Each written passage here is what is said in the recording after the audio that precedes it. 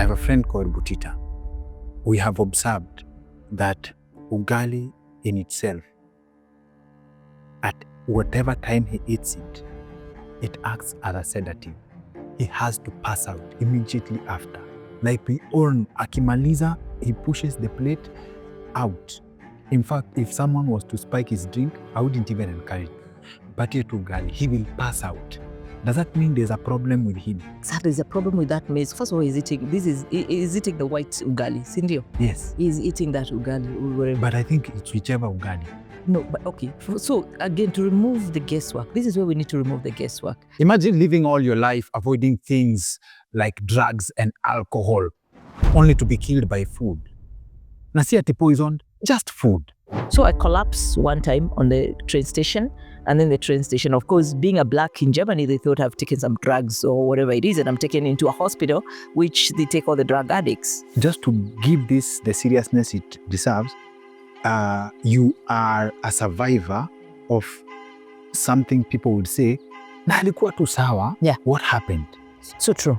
Our guest for this episode, Jayne Marquard, is a metabolic balance coach, and she's here with proof that most of us have been eating wrong. It doesn't mean that all slim people are very healthy, by the way. So is snacking unhealthy naturally? Depending on what I'm snacking on. So for safety, if you're snacking, strictly managu. It's very common for people to talk about, oh, you are what you eat. Let's get into it. If you eat your food as your medicine before you start eating medicine as your food, definitely expand your lifespan. I'm your host, Dr. Kingori, and here's another reason to stay subscribed to our channel. Kama hauja subscribe, here's another good reason to hit subscribe and turn on the notifications bell.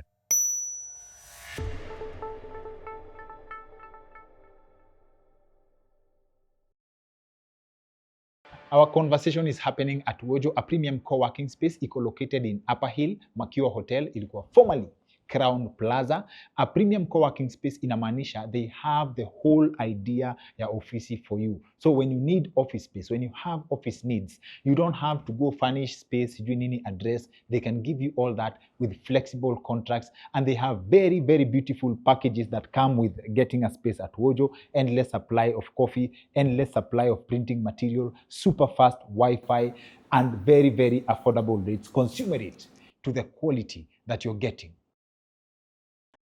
Our first conversation was supposed to be in June. Yes. You can imagine the suspense I've held, because every time I tell someone that there's a conversation loading, I tell them I was stuck at something you said. Like I assumed that when you eat mboga ya kienyeji, that you are eating healthy. And then you introduced me to something that along the lines that it's not universal. That if mboga ya kienyeji works for me, for my nutritional value and metabolic balance, which is your field, it's not universal. So take us through this. Was I accurate? You were almost accurate, and in the sense that, you see, our bodies, just like our fingerprints, we are all very, very different. Okay. So does the food that we eat. Okay. You know, there's some foods that work good for you. Like for you, could eat the mboga ya kienyeji, you know, the sukuma wiki. But then for me, when I eat it, I might be having acidity or whatever. Yes. So until I get to know what really responds well with my body, that's when now I'll know what is good for me and what is not really good for me. So do you keep guessing, or do you, is there like an internal mechanism to know what's good for you before things get bad, before you start dealing with acidity? No, before you do that, you'll never know until you consult, I guess, a professional like me, who is a certified metabolic balance coach, whereby I take you through the metabolic balance program, where we do a blood analysis. And then through the blood analysis, where we check over 36 parameters, you know, we check your liver, your thyroid, your kidney, how they're functioning, what your health, your lifestyles. We put all that together. Then we have a database of this program that will generate foods that are good for you. That's the only way that you'll be able to know what is really good. And you'll remove all the guesswork. That's a very strong word, guesswork. I have a friend of mine who, and his name is YY. He's a comedian. He came up with a very interesting concept. Right. Oh, people tell us don't eat burgers, you don't eat junk food, that it's not healthy for you. Yeah. And it's all white people eat. Yeah. In assumption, it's all white people eat. And when you go to the countries, European countries, Yeah. you'll meet old white people. Kwani why don't they die? They just eat now wako sawa. Why can't it work for us? Yeah. Again, we go back again, Dr. Kingori, with that same. We see what we have done. I don't know how old you are, but if I remember how old I was when my grandmother used to work in the garden, we used to eat the natural foods. You know, the natural foods, kutoka ngwashi, you know, the vegetables, whole grains. That's what we were eating. All these processed foods that you're seeing, although those, as you say, the mzungus are eating all that, they're eating the burgers and what have you. Fine, they might be looking like they're healthy, but the rate of obesity, it's a menace. And we bring now here, we are ourselves as well. We've also now started adapting some of their behaviors. You see now, we have become so lazy until even noodles, you have to buy, you know, packed noodles where you just boil water and put them and then you start eating. That's how lazy. And what happens, the side effects? We've seen the rise of obesity, cardiac arrest, people having diabetes, almost cholesterol is like a norm. Exactly. Someone would argue that this is a movement to keep sweetness. Because think about it. What if I eat junk and I exercise? But listen, it's not just about exercising. It's exactly like I would say, I'm sure you have a car. See? Imagine your car, you don't take it for service, you just give it everything and anything. What will happen? You mix oil, you mix diesel, and what will happen in the engine? It will knock. So basically, your body will react the same thing. So you can continue doing that, and then what will happen is that your engine is going to knock. And before you know, here you are, unasikia sijui mko wapi, you got a heart attack, mara, you are running to India, kwenda kufanywa sijui, I don't know all the procedures that people are doing.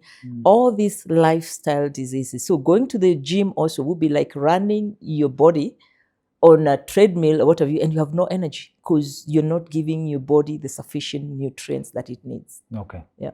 I came across a very interesting study some time back, but as I've been exposed to too much material that this particular one, I can't remember where I got it from. It was a study that stated that an orange in the 1920s, for you to get the nutritional value of one orange in the 1920s, right? Today, and I believe that study was in the 90s. Right. You had to eat 8 oranges. Yes. To get the same nutritional value of one orange. Exactly. Right? Yeah. Now that's a study ya kitambo. We are very many years after. Okay. Yeah. How bad is our food situation? It is bad. It is almost ugly to a point that you see now with all these foods, we have got all the shortcuts that we are using whereby we want to generate as much money as possible. The GMOs that we have heard about and all that. Now, until we go back to, again, back to the organic foods, those are the only ones that maybe you'll be able to get the same nutrients, like you're saying, like one orange. Now you need to eat, I don't know how many of them to get the same nutrients. And if you're lucky enough, you will not get the side effects of either the pesticides that were used or I don't know, God knows what else was used to get it to where it is. I remember because I live in Germany sometimes.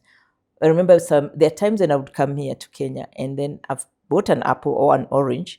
I leave it for 3 months and I'll still find it the way it was. It's not rotted. So what kind of an orange or apple is that? What was used? So it is bad. Okay. So then I'm thrown off kidogo because now I've never looked at eating at that level of being organized. Okay. So where does your journey start with metabolic balance and what is metabolic balance? Basically, okay. My journey started with the metabolic balance. Before I knew, I was living in Germany, comfortably having my job, and then I had an issue with a gallbladder. Before knowing even that I had a gallbladder issue, the doctors used to treat me for ulcers. They used to think I have ulcers. So I collapsed one time on the train station. And then the train station, of course, being a black in Germany, they thought I've taken some drugs or whatever it is. And I'm taken into a hospital, which they take all the drug addicts. So they asked me. Then I woke after when I got my conscience. They asked me, and then I said, "Oh, my doctor told me that I have ulcers." So how did he conclude? Did they do any biomeal? No, they didn't. So then that's when they did the test and they found that my gallbladder and it was just about to burst. And they told me, you're just nearing this end. So anyway, I had an emergency. They removed the gallbladder. And then after they removed the gallbladder, I needed to start learning how to eat and what sort of foods would be good for me and when to eat them and how to eat them. That's when I got introduced to my GP, who introduced me to the Metabolic Balance, the program itself, basically how I would balance my metabolism with the foods and the right nutrients. So that's how my journey started with the Metabolic Balance. And I've lived it. This is over 18 years ago. And the good thing is that I not only learned how to develop a relationship with the foods that I eat, but also what it did is that I was overweight. I was obese. I was over, I think, 90, going to 100 kilos. So for the last 15 years, the side effect was that I felt better. I knew I developed a totally different relationship with food. I lost weight over, I think, 15 kgs, which I've never gained until now. And this weight loss is purely attributed to you changing how you eat. Exactly, because you see, what happened is that once my metabolism was balanced, is that every food, my body was able to digest the foods that I was eating properly because they're foods that are good for me. So I was able to digest my food well. I was able to, my energy levels just skyrocketed until now. We're talking, I don't know, you'll guess later on what my age is. That's how I've lived. So that's where my journey started. Before now becoming a coach was about 5 years ago during COVID at that time when I was in my corporate job. Yeah. I thought, you know what, I'm just sleeping, getting my salary. I need to do something. And one thing that I wanted to do was to come back and give back to my country. Yes. And I lost both my parents from metabolic syndromes. My mom died of a heart attack. My dad died of cancer. These are all lifestyle diseases. Yes. Cancer can also be traced to food. Oh, yes. Oh, yes. It can be traced to that. So they're all lifestyle diseases. So because of that passion, speaking to my doctor, he encouraged me to study. And that's how I went into the books. And as old as I was, I said, it's never too late to learn new skill. That's how I now went back into studying the metabolic balance. And of course, we have the license holder here in Kenya. I contacted the license holder. Metabolic Balance program is in over 70 plus countries. It was developed by German scientists. And so that is how I got introduced to the Metabolic Balance and got licensed here in Kenya. Okay. I'd like to talk about the weight as a sign of metabolic imbalance. But on these lifestyle diseases, I'm shocked that, yes, I know that cancer can be traced to food, certain foods, right? Carcinogenic material, but to food, as in how you eat. Take us through this kidogo, specifically because it's almost a pandemic now, if not a pandemic, right? And is it possible to reverse, especially when someone is already going through that? Okay, through cancer you're talking about? Yes. So, okay, I don't know, depending on the stage, whatever it is. Okay. It might not be reversible, but what it does is that metabolic balance, by knowing the right foods for you, because we take into consideration your state of health, your condition, whatever health that you're suffering from. So meaning, with that in mind, we'll be able to give you the right foods that will be able to sustain you. It might not heal you, it could, but by you changing your lifestyle, changing the foods that you're eating, you definitely be able to cope up well also with the chemotherapy or radiotherapy, whatever you're going through. You'll be able to, instead of just guessing and eating anything, so you'll be able at least to fuel your body with the right nutrients. Fuel your body with the right nutrients.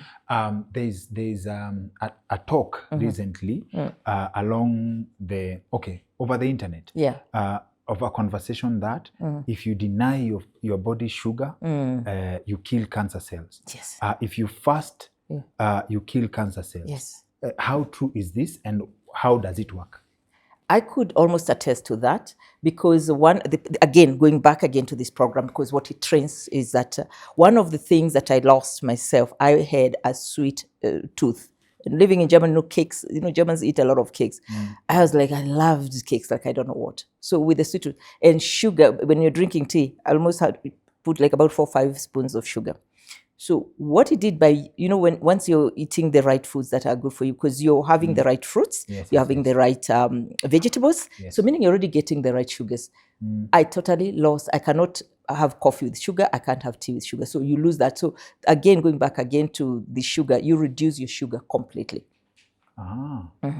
Okay. And it works. It has worked for me. It has worked for many of my patients. Okay. And I believe that it could work for anybody. Sawa. Again, weight as a sign, we are coming back to that.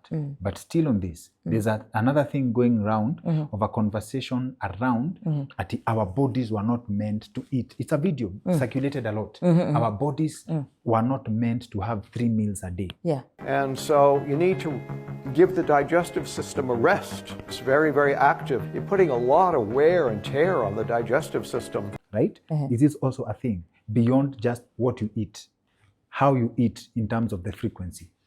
Well, I don't know where that came from, whatever study, if there was any study, but I can only attest to the study of the metabolic balance, because there's a lot of scientific study which is done, whereby you need to fuel your body 3 times. In the program itself, you have to have 3 meals a day. And when you have 3 meals a day, you have, of course, to have the right proteins, the right vegetables, and the right carbs and the right fats for you. And then you have to space 5 hours to give your body time to digest. And in between, you're drinking the water. And then you have to stop eating at a certain time. By 8 o'clock, you have stopped eating. So by 8 o'clock? By 8 o'clock max. We say 9 o'clock, but 8 o'clock, you don't eat anymore. So you've fueled your body, you'll be able to give it the right nutrients. So you have the right proteins, you have the right carbohydrates, you have the right fats with you. Doesn't this take away the freedom of being a human being? Because there are people who just like eating meat, so because they identify as carnivorous. Like as a human being, we are omnivorous because we can choose, okay? And there are people who are herbivorous due to circumstances. Unakulanga tu mboga peke yake, which some people are allergic. Some people hope they can escape poverty so that they can stop being herbivorous, right? So are you saying that you have to be omnivorous for your own good? You have to eat meat, you have to eat nini, but I also believe there are vegetarians who have a way of getting protein. Exactly. There are ways of getting proteins. My grandmother, I still remember those days. My grandmother, most of the times, would go and visit her, and she'd be like, "Oh, you've come when I don't have money to buy a piece of meat." But then she had beans. So there's so many. I mean, you can already supplement a lot of the proteins. It's not just from the meat alone. And also, like with the program, we have also people who are, vegetarians as well. They don't eat the meat, but there are definitely some legumes. There are also proteins from vegetables that we recommend as well. Okay.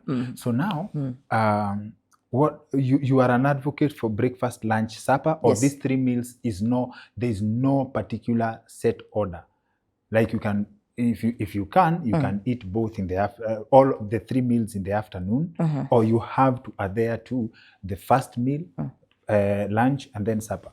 You see, the good thing about adhering to this, what I call the program has the rules of eating the 3 meals, is that you give your body time to digest, and you're nourishing it, and then you don't have the cravings. You see, what happens by you starving yourself some of the times that you start craving. So meaning that you could either take too much, and this is why we're trying to, let's say, for example, cutting on weight. Okay. So you will not hunger if you're eating at the right times. You will not be the cravings go off. Your metabolism is balanced, and later on you will have so much energy. And what else would you? Whatever. I mean, everything. Going back again to the car. Looking at the car when you're giving it the right, when you're taking it for service, giving it the right fuels and all that, then the engine will be running in full service. So by cravings, you mean the feeling of hunger? The cravings, there are times, I don't know whether they've ever got, but I used to get those cravings, which I don't anymore. Because once you're eating the right things, you're eating whole grains, you're eating the right, like we say, the proteins and all that, is that I won't be craving. If I'm fueling my body 3 times, by the time it's lunchtime, I'll have my lunch, I'll have my dinner. I won't be snacking in between, I'll just be taking my water. So is snacking unhealthy naturally? Depending on what I'm snacking on. So I could be snacking, then I'll be snacking biscuits here and there. So what happens, I'll just be adding a lot of sugar, the same sugars that we were talking about. How do you minimize the sugar intake? So for safety, if you're snacking, strictly managu. If you can snack on managu, if there any managu snacks, but you won't even feel it because your body will already be satiated. So you won't feel like eating in between. If you're full, you'll be drinking water. You wouldn't even want to go and start snacking on other things. So does this mean that if, for someone watching this, if at any point you feel the cravings to eat, you feel like snacking, in between your meals, breakfast, lunch, and supper, chances are there is something that needs to be checked. Yeah, chances are that you have some deficiency, some nutrient deficiency, because you're either taking too much of one thing and too less of the other. And to avoid all this guesswork, there is this one tool that you can use. It's a tool that guides you, shows you, and gives you also like proposals. What are you going to have for breakfast, lunch, and dinner, or whatever? And how do you combine foods? Basically, it's just teaching you on how to combine foods so that you fill your body and with the right nutrients again. Give us a picture of the transition into metabolic balance. Like, okay, you've told us you used to have a sweet tooth. Okay, like how difficult is this transition? How much do you balance? What do you change? Like, what do you start eating from easy cakes, cravings, nini? What do you start eating? Especially a place like Germany, where we imagine getting organic foods is. It's very hard sometimes, and it's very expensive. It can be also very expensive getting the organic food. So what it does is that if I can go back to the program, and the phases, the process, how the process works, is that you have like about, let's say, the process before you reset your body, is that it will introduce you to the foods. There's a process to follow, doctor. You'll have to do what we do 2 days of detox, where we cleanse off completely.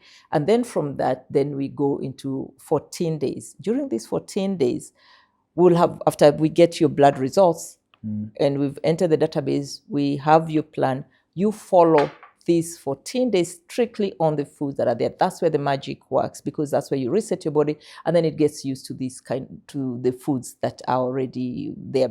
And it's the normal foods, it's foods that we find here. Like you say, if it's vegetables, we have the managu, we have spinach, we have broccoli, we have, name it, beans, we have dengus, all that. That's all what you just have that. And then after that process, then what happens is that your body will already get so used to those kind of foods, and you'll be knowing what to feed yourself. Then you'll have the next process whereby you have the relaxed phase. And in the relaxed phase, this is where now your body gets so used to it, it becomes second to nature. That wherever you go, you'll be knowing what to feed, what proteins to take, and how to combine the foods again. Okay. And we have people who, in their strict adherence to eating habits, they have what we call cheat days. Like, we'll eat pizza once a week. And from your conversation, already when you start explaining how careful you need to be with what you consume, I already feel guilty drinking water, like for no reason. So I'm like, do you get, after you reset, do you get to a place that you're used to these new foods, that even when you pass by a fast food joint, you don't feel tempted? I can tell you, I used to be a KFC fan. I would have thought I was a shareholder of KFC. I cannot even understand. Actually, when it can't even go through my mouth, I can't even eat it. Because what happens is that, again, going back to developing a relationship with your food, is that when you have it on the plate and before it gets into your body, you ask it, what are you really going to do into my body? Once you have that conversation with the body, you won't even eat it in the first place. I won't stop at McDonald's. My kids don't even know McDonald's. I denied them McDonald's. I denied them Cokes. I denied them Sprites, all those things. They never saw them at home. And to a point that, like you're saying now, the pizzas, I love pizza. There are times when I really want to have pizza, I'll go and have my pizza and I'll enjoy it. But then again, it's all about moderation. And what happens is that since your body is already used to the right things, it will signal you. When you eat something that is not right, you'll feel it. You'll just feel like you feel so bad. You're like, why did I even eat it in the first place? A cake, sometimes when I want a cake, I can go and have, because like in Germany, there is this sort of, belief is that at 4 o'clock in the afternoon, you have to have Kaffee und Kuchen. That's coffee and cake. So sometimes I do, even when I come here, and I love going to that cafe to eat the coffee. But then I'll eat a piece. not the whole cake. And when you eat to enjoy, I'll eat it today, tomorrow I won't want it. That's again coming back like what you're calling a cheating. It's not a diet, it is a lifestyle. It is a lifestyle, and you'll get totally, your relationship with your food will be it's very different. Yeah. Okay. Yeah. Your story starts from Yeah. collapsing Yeah. at a train station. Right. Right? Yeah. Before this moment, you were okay, nothing was wrong with you, you were just fine. That time I was eating, those things I didn't even care. I had just come from Kenya going to Germany. But you don't feel any pain? Uko tu sawa? You as in, on this particular day, there are signs. Most people don't respond to the needs of your body because you're comfortable. You don't feel pain, okay? This is just a normal day. Just to give this the seriousness it deserves, you are a survivor of something people would say, na alikuwa tu sawa. What happened? So true. Because I had left work that day, but then I used to have this nausea most of the times. I used to get either nausea, get tired most of the times. Like if I drive through and then there is the fumes of the cars and what have you, I would throw up. And I used to always have, there were all these signals that were there, but you ignore them. See, I'm taking, I don't know, maziwa. That's what the doctor told me. He gave me some medicine to be taking for ulcers. That's what I used to comfort myself with. But I wasn't really well. I wasn't sick, but there were definitely some signals that I was taking a Panadol. If, like for a better word for anything, if I feel a bit of pain, I just take Panadol. And niko sawa. But so true actually, because my colleagues were like, but we were with her in the office. How did she go and collapse? Wow. Yeah. So I had pushed my body to a point whereby it just couldn't cope anymore. Now we get to these places because we normalized ignoring the signals. Exactly. All the signals were there. I'll tell you, all the signals were there even when I was here in Kenya. I was here, I'm in the train station, and I would just feel, I'm not feeling well. I'll tell my mom, I get milk. We drink cold milk. Go get Panadol kunywe. That's it. So I've dealt with a situation for the longest time. I've held the same weight for as long as I can remember. Right. Over 10 years, the same weight. And I have the worst eating habits that some people have trouble forgiving me because when I go somewhere, I can't eat because let's say they've made food. Now I've tasted tea. I can't eat anything else before that taste goes out of my mouth. Sometimes I can forget kama sijakula. Like in the evening, I was like, hey, I've not eaten today. And I'm just living a normal life. But you mentioned nausea. Yes. Sometimes I started sensing that something is wrong with me. Yeah. Because the fact that you're slim, it doesn't mean that all slim people are very healthy, by the way. And the only way that you can know, it doesn't mean that because you're fat or you're big-bodied or whatever, you're unhealthy. But the thing is, I have a lot of patients or clients that I have who come who are very slim. First of all, they even want to add on weight. Because unless we do the blood work, we're able to check into your organs to know what is happening. That's the only way we'll be able to discover, something was not right with you. But we'll just be guessing until we do the deep analysis. Okay, this is a stupid question. Yes. But you take blood, like blood universal, or you take blood from each organ individually to test what is wrong. You're funny. What is wrong with specific organs? No. An analysis can tell you, this is your kidneys. Yeah. There is no way to go down kuangalia. Okay. Nile blood test tunaenda, like I said, I work with a lab with lab technicians and with a laboratory. So you go for the normal blood, like the way you go for the blood test in a hospital, and then they check 36 parameters. They'll check your thyroid. They'll take your cholesterol. We'll check what your liver, how is your liver functioning, how are your kidneys functioning. So it's not that, but it's just that once we get those parameters, the lab technicians will come out with all those results. The same way that you go to every hospital and you get the results of your blood work results. Okay. And is it safe to assume that everything organic is healthy? Well, I wouldn't say.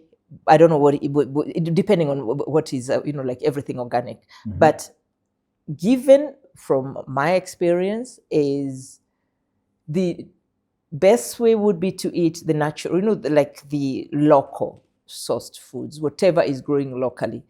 that would be the best compared to all the others, like the imported, the GMOs and all that. Yeah. And GMOs, now that you mentioned it, is a very, very hot topic. It is, yeah. It is, yeah. Our government itself has endorsed GMO, Yeah. right? Yeah. Yeah. What is your interaction with GMO itself? Well, to me, to be honest, is that instead of guesswork, why don't I just go back again to the basics? Simple. Let me eat what I know, where it's coming from. My mama mboga, I know where she plants. I'll go and buy from her instead of just guessing and eating things that I have no idea about. And with all the controversies around it, I would prefer something that I know. Again, it's a personal choice. It is my personal choice that this is what I would want. So I think it all depends with people's personal choices and their value and what they believe in. Okay. Sawa. So what are some of the signs? You mentioned a few, of course, but some of the signs that someone needs to look out for to really need to check for attention before they collapse. Well, the body always talks to you. Our body speaks to it. Sometimes you might be having headaches. I was with another client this morning. She was telling me about how she can't be able to sleep. She's like, of course, you being the cause. I said, najaribu kulala hivi, naumwa na hapa hivi. Niko na hapa hivi, miguu imefura, kuna arthritis. Sijui nini. All those signals are all there. And you can just tell she has inflammation. Now, remember, these are all lifestyle diseases. So your body talks to you when you have all these lifestyle. You are not able to sleep well, you're moody, you are irritable, your digestion, unashindwa, but when did I last go? You're like, sometimes you're not even drinking water. Some others, of course, the women, for example, is that hormonal imbalances, you get aggressive and all that. So there are so many signs that you'll be able to see from your body. You have to read and respond. Exactly. And listen to your body. We do not have time to stop and listen to our bodies. That is, unfortunately, until when it's already maybe too late. And then that's when like, oh gosh, I wish I knew. And sometimes it might be too late, like you say, with the cancers. You might just go and then it's already too late. You've been living like this for so long. Stress. Now you're all running, looking for money. And, we even forget we eat at it just to be full. You hear somebody saying, ati, mimi nilikula tu ndio nishibe. So, people should not just eat to be full. No, you shouldn't. Would you fill your car just anything so that it can move? It won't move. The engine will knock. And what is to be full? By the way, what is to be full? This is for our greater audience in Kakamega. What is to be full? Kushiba ni nini? Kushiba ni nini? Kushiba, the thing is, you might be eating. The stomach has no more space. Ideally, that's the interpretation. Imagine, unakula chakula kama ya watu wangapi? Unaona ugali ile, talking about our fellows, unaona unakula ugali. But it's fun to eat. Like how? Alafu unakula hivyo, alafu you're surprised later on, unaanza kusema, jameni, mimi niko na hii ugonjwa. Unajua mimi niko na arthritis. Unajua mimi niko na diabetes. Why are you surprised? It's because of what you've been giving your body. You're not conscious. You're not mindful of what you're eating. So, for the clients that you see, what's one of the most universal advice that you give people on how they should eat? What we do, again, after we do the blood analysis, is personalized. There's nothing as personalizing and customizing the foods to what really is beneficial to you. But the challenge with this is if someone comes with their family, alafu kila mtu atailamekiwe results, inamaanisha it's a family of 5. You will be cooking supper for 5 people differently because this is what, as in food like medicine.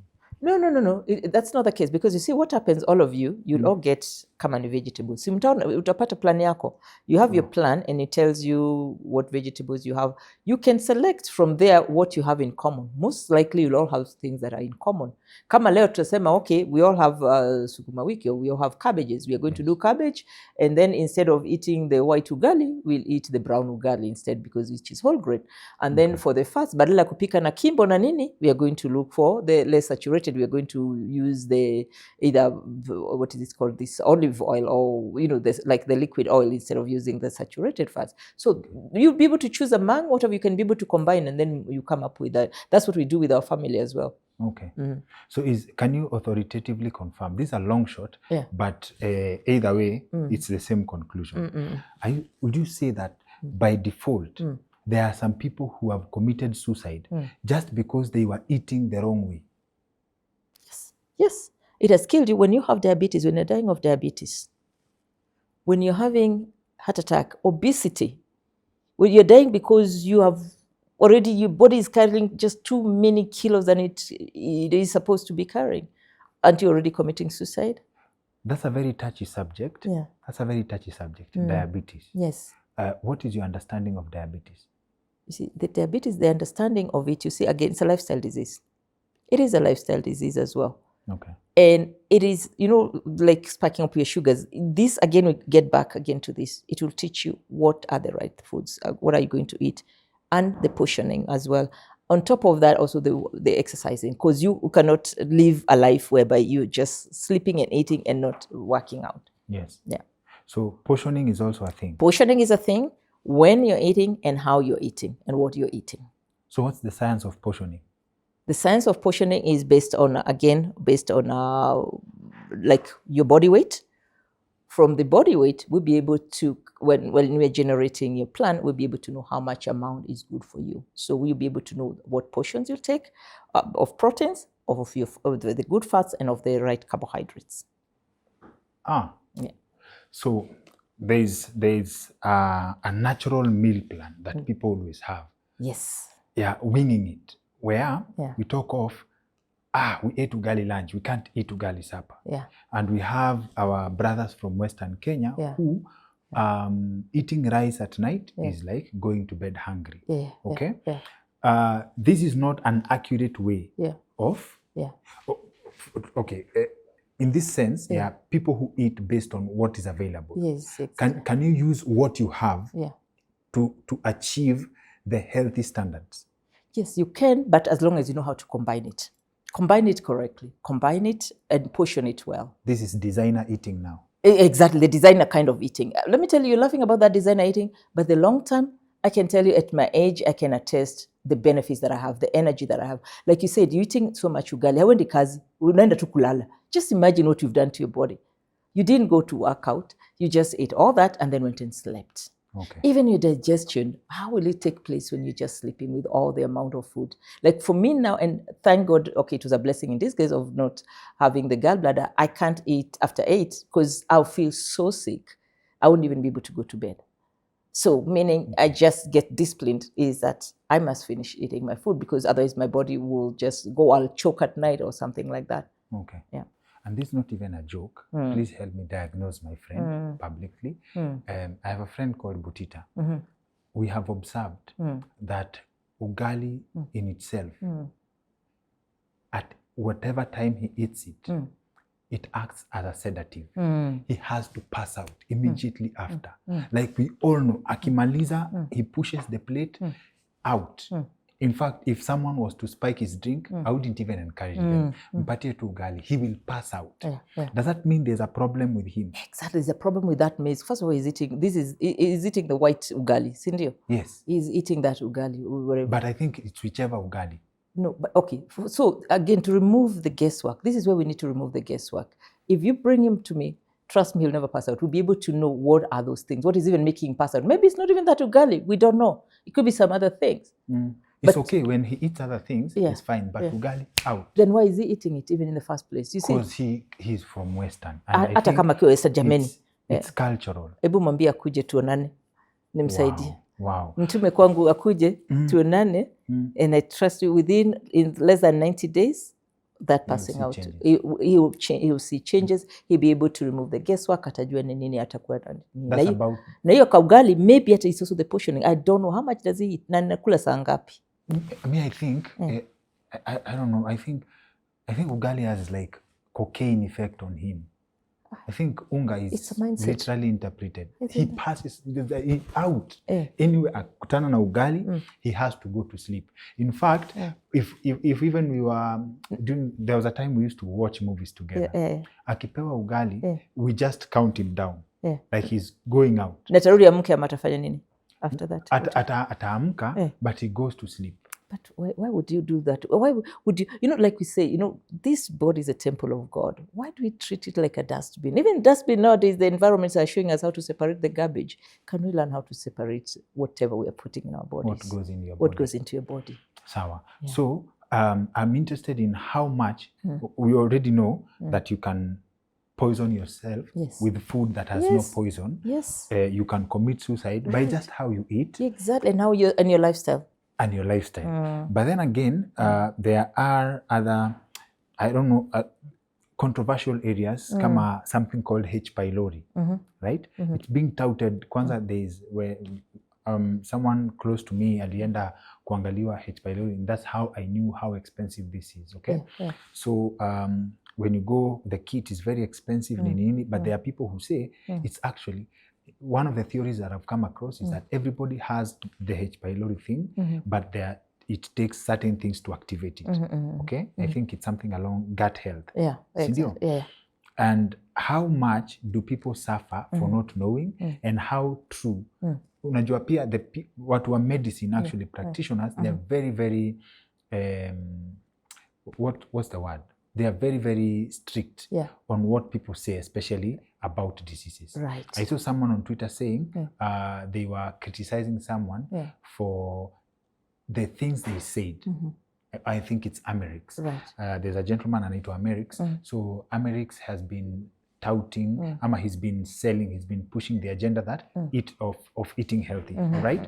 So I think I saw a lady had quoted something saying that the guy had gotten people off their diabetes medication, right? Yeah. How should people consume the information we are sharing on this episode? Especially someone who is mtu ako na diabetes, mtu ako na H. pylori, as we said. Should they just drop their medicine, waanze kuangalia diet, ama they transition from medicine into diet? Exactly. That is one thing. What we do is that, and working with the metabolic balance, that you don't just wean yourself off. That you still have to work with the doctor. You still have to work with your doctor. So, and most of the times, actually, even those diabetic, the doctors are always telling them, "Can you lose weight? Can you?" No, they always. But then they're always on the treadmill, trying to jump up and down, but they don't. So if you're working now with the metabolic, with the program, the nutrition, we work hand in hand together. So it is your doctor who is going to wean you off from the medication, because the metabolic balance, the program is about preventing. Okay. It's about the prevention. It's preventing this illness. But when they occur, it doesn't mean it's too late. So you still be working out. And I have actually one patient, and I think he's here in one of these brochures. He had all that, this guy here. Yes. And he had all that, but it is his doctor. Oh, wow, interesting. Yeah, exactly. This is one of my best friends. And I mean, seeing him looking the way he is. I trust Bishop has made sure that our audience is seeing these pictures real time. Yes, exactly. Yeah. So, I mean, looking at him now, already he's not on diabetic medication. During COVID, he had high blood pressure. He had everything. Now, seeing his pressure, his blood pressure now normalizing, it is almost magical. And this is me. You can see myself here. That's what I was. And in after 90 days. 90 days. 90 days. Even less than 90 days, I was already. And this is quite some years back. Okay. And are the programs, can someone come for custom program? Let's say, for example, you said that sometimes you eat, then you go to the gym, you get tired very fast. Exactly. Okay. So can I get a diet based on needs? Let's say, for example, and I do combat training, and it has taken my trainer very long for me to start adapting to even do a full class. Okay. I even tried my energy drinks. There's something they sell at Vitamin C. I load up Vitamin C. I tried music before I started adapting to the classes. You play your favorite music and you think that will charge you up. Hakuna. Are you saying that there are certain foods and certain different styles of eating that if it's energy I am looking at, I am Kipchoge if I want? Exactly. That's the same thing. And I'll give my own testimony. At my age now, 60, running around with my grandson, I have all that energy. And it's because of what I'm filling my body with. Because now here you are, you're going to do all that. You haven't filled yourself with the right energy. So you're drinking that. And with the metabolic, and this is the program, there are no shakes, no sodas, no all those things. It's just pure food nourishing your body and giving it the right nutrients, so you have the right energy, so that you can be able to do whatever you will tell it to do. When you say Okay. move, we move. Okay. Yeah, not that you're slugging behind. When the trainer gives you anything to lift up, you're able to lift. You have all that energy. Yeah. So it's nothing to do with your spirit. It's nothing to do, for the most part, you get the fuel you need. You get the fuel. Going back again to the car, you're able to move your car when you fuel it and when you're servicing the engine. Then when you push the gas, it's going to move. So this is a paradox. Yes. People are branded lazy because they just eat and do nothing. Yeah. So is this to mean that there are certain foods that if you eat, you stop being lazy, you have energy to do something? Exactly. So the foods like we're eating, what the Metabolic Balance Program, what it does is that it proposes a lot of whole grains. You have whole grains, you have vegetables, and you have, again, going back again, the right proteins. So that gives you a lot of energy. And you're drinking water also, which fuels all your organs as well, and helps you also in the digestion. So the cure for laziness is eating right. Eating right. Fuel your body with the right things. You'll have that energy to help you even go jog or to do whatever exercises that you need. And when you don't do it, because what happens is that if I do stay for about 2 or 3 days without working out, my body will actually push me to go. I can't just sit lazy. Your body will just be pushing you, like you have to work, you have to do something. Okay. Yeah. You mentioned drinking water. Yes. What's the role of water in all this? The role of water. How do you drink water? Tunaambiwangwa 8 glasses. Who are theirs to 8 glasses in a day? The role of water, is just like the oil in the car again. It fuels your body completely. All the energy that you get, it helps with your digestion. It helps you also with the moods that you have also when you're drinking. Moods? Yes, of course, the moods. Because, you have a clear mind. Once you're taking the proper, and we talk about between 2 to 3 liters. Again, we'll be able to know the right amount of water that your body can take only when we do the blood analysis. Then from there, we'll be able to know how much water is good for your body based on your body weight as well. You said mood. Yeah? You said mood. Mood, yes, exactly. So when you see someone with an attitude, chances are amekunywa maji chafu. Hata si chafu, hata labda hata maybe he is not dehydrated. Na ujui. Uko na mood mbaya hapa hivi unashindwa ni kumbe ni dehydration. Ow. Okay. For me, if I'm dehydrated, I'll start having bad moods and headaches and all that. And you just take it, and it's just like oiling the car, and then everything moves smoothly. Okay. Okay. So I'm sure our audience, for anyone interested in this design of how to eat, Bishop has made sure that the contacts to reach Jayne Mark are on the screen as we speak. So please save that number, call it for consultation, I believe. Yes. So now, you are we started this show by saying, this conversation by saying, we started setting this up in May. Yes. In Germany. Yeah. Alafu you are the people wa kuingia Kenya na mnatoka vile mnataka. Nimetoka tena. Tell us about, I'll just go straight. Yes. To one of our favorite conversations. We'll go back to something about food kidogo, but one of our favorite conversations. Yes, yeah. In your experience, now that hata tume debate na our team that you don't look anything past 40. Alafu you're dropping 60 up, like it's not a big deal. It isn't. Seriously, it is. It is just a number. Yes, just a number. Yeah. What have you learned about money so far? About money? Yes. What I've learned about money now in my age of 60 is, and of course, living in both worlds from here. I believe there's no shortage of money, only shortage of thinking. Yes. No shortage of money, just shortage of thinking. Because seriously, if we think so hard, there are so many problems right now. And during COVID, there are so many problems that came out. And I'll give, again, going back to myself, because I can only give an attestation about myself, is at that time I was having my career. I'm working with a multinational organization. I have a good salary, good pension, everything. But still, I'm back home. You've got brothers, siblings, everybody's calling, your Campesa has nothing most of the time. I need to be creative. How else can I make some other extra cash? And this is how I was like, what other problems is happening right now? And of course, there's the health issues. And I have a solution to it. So coming back again to money, look at what problems are called. You have so much skills, maybe, or experiences that you've learned. How do you turn that experience or some of the skills that you have and go help somebody else, and they'll remove money from their pocket and give you? Interesting. You dropped something again, Ati. I know it's in context. People are good, especially at a certain level. You have people around you who expect support from you. Okay, and I don't know kama this is in context, ama it's from experience. Like sometimes you don't have the M-Pesa to send them. Okay, there are people who say you can't have money constantly. Yeah. Then what's the difference between sometimes you don't have the money to send them and financial freedom? Is that related to you have enough that you can send anyone anytime? I can send them anytime, but then I know when to help you, give you fish, and when to help you how to fish. Okay. So instead of me helping you to be sending you all the time, I've got to start helping you to start thinking differently about how you're making money. Because the same way that you expect me to be giving you my money, and it doesn't mind because I have what I would call enough for me, I'm able to feed myself, that I can just be giving you easily. We'll start going back again, having the same conversation we are having. What is it that you're doing, and why is it that you don't have money and I have? Where do you expect, which tree do you think I have? That navuna pesa tukinipigia tu hivi expect nikuwe nayo, that you can't plant yourself.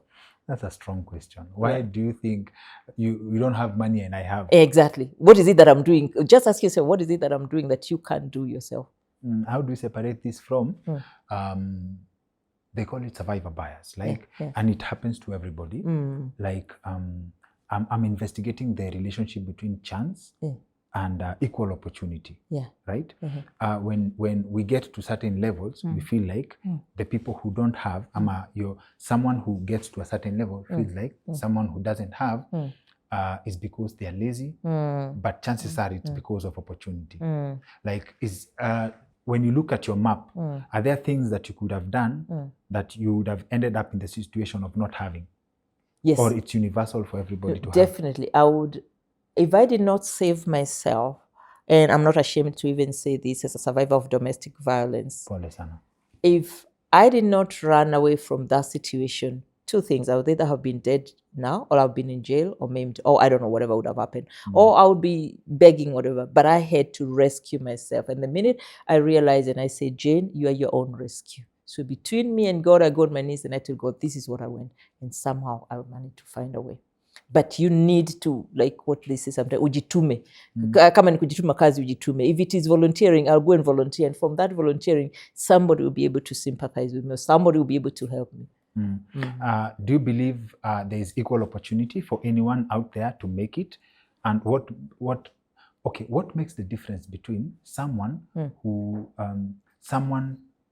had someone around your time when you're coming up, right? Who did not make it. Na walikuwa wanajituma bado your time. What's the difference between them and you? I think it's a mindset. Or mindset? I think the mindset. You know, sometimes we block ourselves in the mindset. If you have a poverty mindset, for example, you will have this, everything is expensive. You are almost scared of money. You're almost scared of even asking. You can't even go and you're ashamed. You don't want to tell people you don't have. You're not able to speak. For me, I'm not ashamed to say when I don't have. I'm not ashamed to go and knock and say, I need a job. Can I help? Can I do? It's just a mindset, the poverty mindset. What mindset do you have? So being ashamed of asking is a poverty mindset. I don't know. It could be, again, coming back again into our culture. Sometimes you feel embarrassed. You don't want to look like you don't have, and you are ashamed. What will somebody think about me if I go and ask? Or if I come and tell Dr. Kingori, I don't have a job, I'm jobless. Can you be able to help me?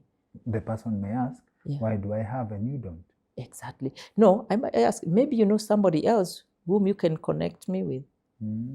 You see, they always say your network is your net worth. Okay. How much, going back again to the money, if you don't have, what is your network? You're definitely like the 5 people you're hanging around. So if you're the smartest in the group of the people you are with, it's time to change. If you're the smartest in the group of among the group that you have, so most of the times, if I look at you, I'll be able to know who your friends are. Because definitely you're hanging around with people who know how to, okay, we are broke today, but what can we do to get ourselves out of here? Okay. But if you are surrounding yourselves with people, woye, you will go from there, you go into the club, you start drinking or you start doing whatever. Before you know, you're just surrounding, and you're the smartest in that group, run, look for another You're group. in trouble. You're in trouble. Okay. We may not get into the details as the jobs that you have worked, but I believe you also carry a lesson of something you've learned about how to explore opportunities. Yes. By not going into the details, let me just say it blanketly. You quit a world-class job, Yes. right? Yeah. I don't know. And my question was, when quitting this job, did you know where you are going? Yeah. But you said no. Yeah. Right? Yeah. What do you learn about taking risks and exploiting opportunities? What I learned also about taking risks, because I'm a risk taker. And on top of being a risk taker, I believe so much in God. And I always believe that, like the good book, the Bible says, ask and it shall be given. And God sometimes tells us, test me. I do test him sometimes. So when I left my world-class job here, I left one thing. I'm running away from domestic violence. And I had this opportunity. And the opportunity, Makio, I'm leaving a job with a 5-year contract to go for an internship, which was almost being paid 500 Deutschmarks those days. 500 Deutschmarks? 500 Deutschmarks, and now we're using euros. It's equivalent to what? Let's say 25K or something like that. So Kenya shillings. Kenya shillings, yeah. Okay. So you leave a nice job and you take a risk to go and take that internship, because one thing I knew is that being an opportunist, once I'm there, I'll be able to work so hard. I'll be able to connect with the right people. I'll make sure that whoever boss that I'm working for, they'll be able to see me. And before I know, they'll be able to connect me with someone. And that's exactly what happened. And this has been almost like a cycle that I started off at that level to the level that I am at right now, even getting to the opportunity and also taking risk again, leaving that beautiful job or taking early retirement to reinvent myself and have a half where I can be able to live like in both countries. Okay. Germany is a very interesting country. When I heard the president talking about they're exporting 250,000, a very controversial statement, Kenyans to go work in Germany, I was like, oh, I've heard a lot of negative vibes about Germany, especially the experience of Black people living in Germany, right? Yeah. You lived there for over 25 years? Over 25 years, yes. Did you have struggle adjusting, or you are an expert at adapting? I think the latter. I'm an expert at adapting. That one thing. And on top of that also, I believe, and also about racism and having lived in Germany, is thank God I've never really experienced the extreme racism that is there. But I guess also it's the way that you approach people, the way they say you. If somebody will try to be a racist to me, before you do that, first of all, I'll even question you. Sometimes I become almost over friendly. I want to understand, why are you treating me the way you're treating me? I'll ask you, why? What is it that I did, or why are you looking at me? Some of them have this stare. They'll stare at you. Why are you staring at me? What did I do wrong? Why can't you speak to me in a normal way? And the minute you challenge any human being, they won't do whatever they're supposed to. They will do. So yes, of course, there is the racism. It is there. I won't deny it. I know I've got friends who have really experienced it, but personally, I really have not. Okay. I have the best friends. And also the other good thing about the Germans is that I would say, and I can attest to them, they're an open book. They won't lie to you. If they don't like you, they don't like you. If they like you, they like you. But they are the best human beings that you could. If you get them as friends, they're the best friends that you can ever make. And if you want honest friends. If you honest friends who tells you, I like you, I don't like you, and then you ask me, why don't you like me? Let's have a conversation. Then you click and that's it. Wow. Sawa. So back to story yetu ya food. Can you stretch your lifespan deliberately with what you eat? I believe yes. If you eat your food as your medicine before you start eating medicine as your food, you definitely expand your lifespan. So you can actually, we are saying, there's one way of managing your lifestyle by what you eat, which means you're treating yourself. Yes, you are what you eat. You are what you eat. Whatever you eat is what you are, because it's what gives you energy. It's what, helps you either to get all the metabolic syndromes, like all these lifestyle diseases. You are basically what you're eating, what you're putting in your mouth. Okay. So isn't it about time that you developed another relationship with your foods, and by only finding out what exactly works for you, remove the guesswork. Okay. Look for professionals. They're there. We about 6-8 metabolic balance coaches in Kenya alone. Okay. They're in Nairobi. I'm the only one who is based in Mombasa. Okay. So I now welcome everybody, and we do online. We have all the exactly. Okay. The information is there. So now, when we talk of like you need a coach, get a diet and stuff, like what are the options for someone who at the level they are at while consuming this information, they cannot afford a coach, maybe? Again, let me correct you. This is not a diet. It's not a lifestyle. It's a lifestyle way of eating. It's a lifestyle way of eating, and it's a tool that helps you. And what we didn't even talk about the money or even what is the cost or anything. So what do you mean about, you have two options. Yes. Either you find a tool that will help you, or you go buy medicine, or you go to hospital. Whatever it is, you still have to spend money, either on the food, on a professional who's going to help you, or you go to the doctor, he'll give you the medication, or you prevent the disease. So you have a choice. Spending. Yes, you still spend anyway, anyhow, you still be spending. So it's just, what do you want to spend? You want to spend it on let's say, shortening your curve, where you are clear, where you prevent. If you do not have any, let's say, any chronic or any disease, would you prefer rather to prevent it or cure it? And they always say prevention is better than cure. So we settle at the pain of discipline or pain of regret? Exactly. Ah, wow, Exactly. wow. Exactly. I believe we've covered most of what I would wish to know. Okay. Our audience, tutaambia mtu yote ako na swali, please forward it. Yes. We'll gather a quorum. I don't know how long you're in the country. We can set up another conversation with the questions that will come from our audience. And number two, the contact details. Bishop ameweka hapa for consultation.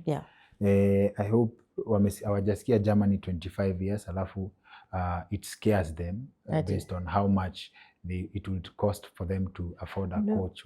Correction, I'm in Kenya, so I'm a Kenyan.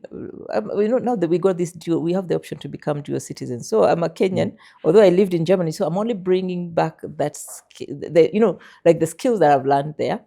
And thank God we also have professionals who are also using the same methodology to help our people. So basically, it's not about, we're not talking about in euros, we'll be talking in Kenya shillings, because we strictly also have prices and we are guided by the prices here in Kenya. Okay. And you've been in metabolic balance for how long? Living it myself is over 15 years. Over 15 years. And specializing is over now 5 years. And specializing means, a very important word here, certified. Certified, because I had to go through training, 2 years, which I had to train. So I had to be trained, I had to go through the examinations, I passed so that I'm certified. And I'm certified to operate here in Kenya, as well as when I'm in Germany. Also, definitely, I can also be able to consult there as well. For real? Yeah. Okay. I have a friend of mine, one of my best friends is a plastic surgeon. He tells me that for him to get a license to practice in America, he would have to go back to undergrad, start from scratch, like someone who's cleared Form 4 and is practiced for years. Okay.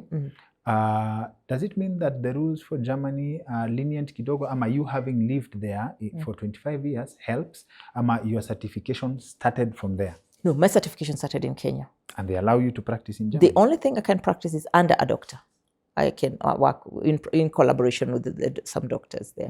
So I add it as part of the services, but I work under German doctors. Oh, under German doctors. Yeah, of course, there's no exemption. It's the same rule everywhere. If you are to practice like fully as a metabolic, if I'm to practice like in German, or like in Germany, I would have had to redo the same course that I did it in English, to redo it again in German language. I already guessed that you speak German. Huwezi kuwa 25 years now, hujui kuongea hiyo Kiluya huko, si ndio? Yes, I do. I speak it like it's my third, should I say my third or fourth language? Oh. Yeah. Okay. So you want to try it?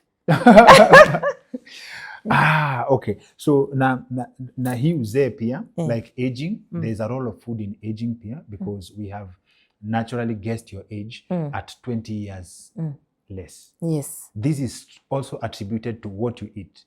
I believe it has, because as I don't know if I mentioned to you, I lost my parents very early at the age of 54.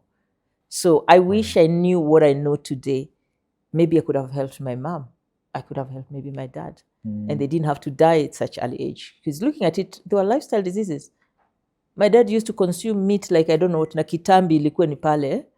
You know, those things. But you know, this is a very interesting thing you say, because meat is touted as unhealthy somehow. But yet, when President Moi died, and people estimate his age to be well over 100, officially he was 94, 96 when he passed on. And his son Gideon Moi said that he loved meat to death. So he still aged like that. He hit the 90s or 100s, and he used to consume meat religiously.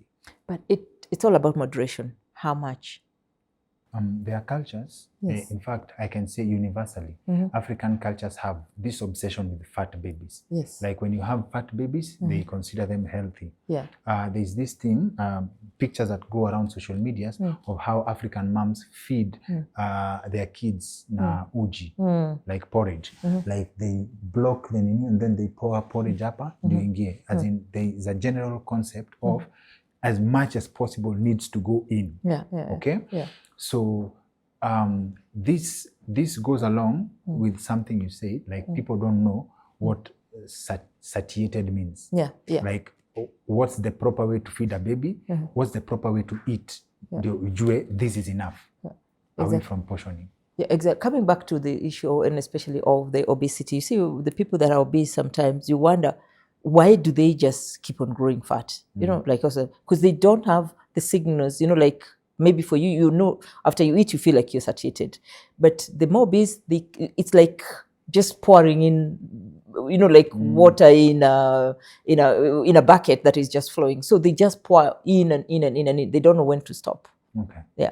So that's a challenge. That is a challenge that they don't know. That's how they keep on growing big, and you're wondering, Dad, what was this person doing? Didn't you realize? Because they don't know what it is to be satiated. They're just eating and eating, and they're always hungry and putting in more and more and more.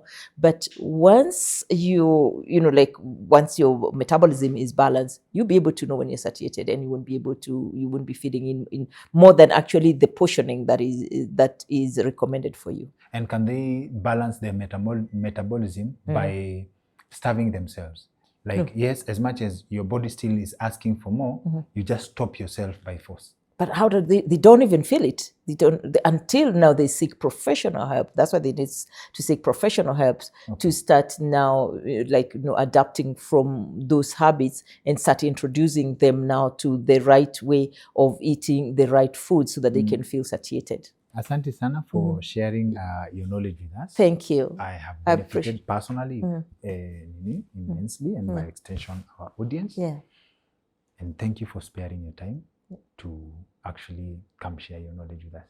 Thank you for having me. It was definitely worth waiting. We've been planning this. 100%. It didn't happen, but like we say, God's timing is always the best. Thank you. I 100%. do appreciate Dr. Kingori. Asante. Aye.